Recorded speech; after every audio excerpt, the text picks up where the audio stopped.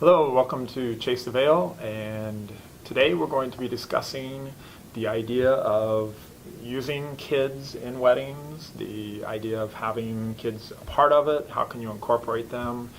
Before we do that, we'll introduce our panel today. I'm Krista Tharp with Tharp Events and Blissfully Simple Wedding Planning. Chef Joanne Rozzi with Rozzi's Catering in the Continental Ballroom. I'm Jeff Hodson from Excite Music and publisher of WedPlan 101.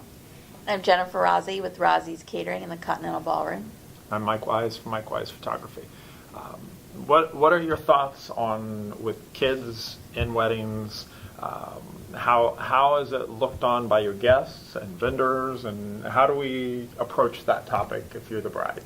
You hear a lot when brides first come in, we're having a no children's wedding, or we're having, kids will be at the wedding. And I think that's the first step, is deciding that, Mm-hmm.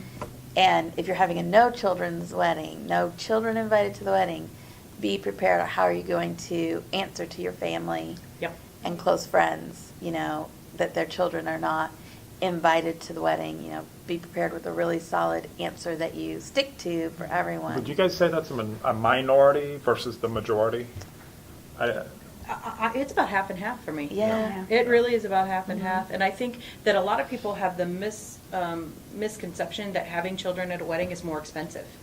And Or distracting. Or distracting. Well, and I can always say that there are parents that are just going to let them go. That's not a kid issue. That's a parent issue. But there are ways that you can create things for the kids. And really, people underestimate the joy that kids bring to a party. I mean, just Right. watching kids out on the dance floor and how much fun and all the giggling and things like that are wonderful. And I'm going to go out on a limb here.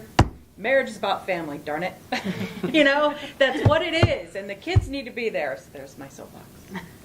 No, I agree. Obviously, I don't see a whole lot at the ceremony, from the DJ standpoint, and I can imagine that may have some additional challenges. But at the reception, kids can make that a lot of fun. Mm-hmm. But you still have those parents that think that, okay, it's just a free-for-all. As a vendor, as a DJ, I'm not the babysitter. Mhm. I'll shoo them away from my equipment if I have to. And I have seen you do it. Simply because I don't want that 100-pound speaker squishing your 5-year-old. I would feel bad about that. So the kids, they need something to do. And I've seen lots of great ideas. I know we've done things where, along with the bouquet and garter toss, we've done Beanie Baby tosses for the kids. We've done candy tosses so that they have their own thing. That way you don't have a 9-year-old getting squished trying to catch the bouquet.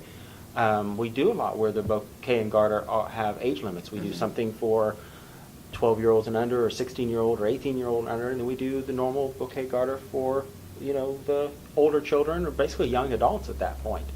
I've seen crayon and game tables for the kids where they've got coloring books and crayons and toys that don't cause messes. That does not mean silly string and glow sticks and magic markers and Do not Play-Doh. give No. markers. If you won't allow Play-Doh in your own home, don't Yeah. put it on Right. the game table for the Yeah. kids. Yeah. So, I mean, there's things, but give them something to do. You're right. They're not going to be real, enthused about, the fact that dinner takes an hour, because there's 300 guests. They're not going to be really excited about watching the first dance. Cocktail hour is time for them to blow off steam because they had to set in the ceremony, through that as well. And usually they're running around the cake table. You need to give them Yeah. something to do. And that's the key, is give them something to do. Make the reception fun for them until it's time for the dancing. At that Right. point, it really is everybody involved. Mhm.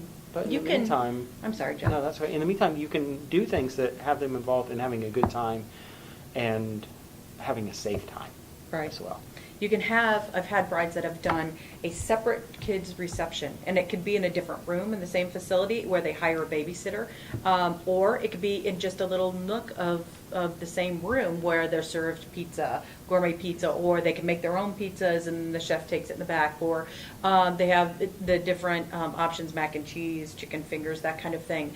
And that's, the kids love that. You have gift bags. I've had a bride once that created her own crossword puzzle and helped Melissa find AJ, and they were coloring pictures. It was just lots of fun for the kids, and incorporated that. And you can do that easily. I mean, the ceremony, there are obvious places that you can put kids and have them, from the banner girl to flower girl to ring bearer, all that kind of fun stuff. But at the reception, if you make it more of a family environment. And back to what Jennifer said, having a lot of kids myself, if I'm invited to a adult only reception, and on an aside, it's rude to put on your invitation adults only. Don't do that.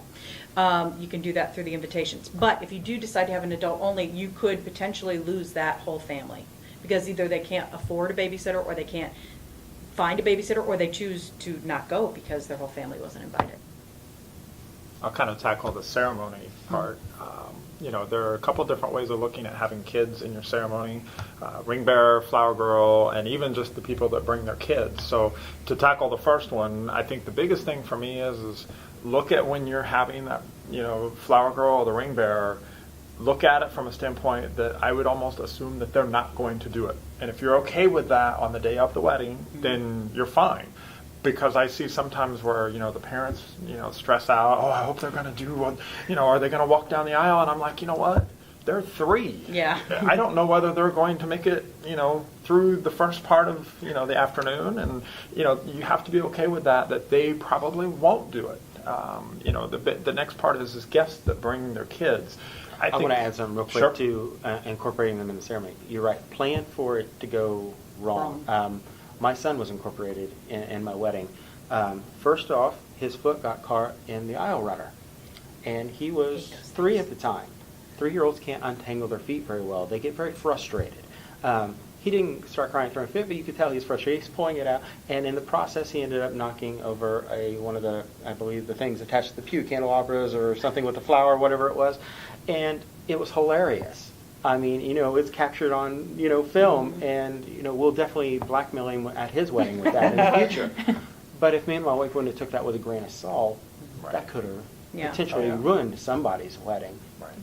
But that's my son, And when you're doing that too, all you I can had do a is wedding. smile and laugh. Yeah. Well, the 3 of us were at a wedding where there were, not at the bride's choice, but there were 3 18-month-olds chosen to be flower girls and ring bearers, and that's just nuts. Don't do that. I mean, 18 months old, you can't do that. I mean, think about that. And I think also plan for, obviously being the caterers, plan for food.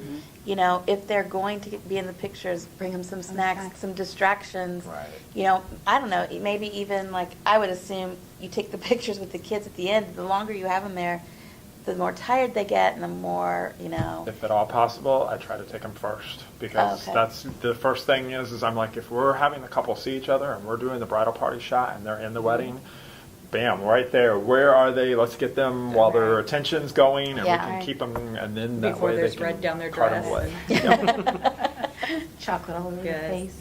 yep, it is. But those are memorable things. Yeah. Right. Yeah. So, It if is. that's the way you look at it, that really makes the difference. Yeah. Yeah, it Yeah, does. I think the next thing I want to tackle then is as far as the guests who have a crying baby or that have the kids that aren't behaving during the ceremony. That's like you said before. That's a parent issue, and I think that's something that just respect the ceremony.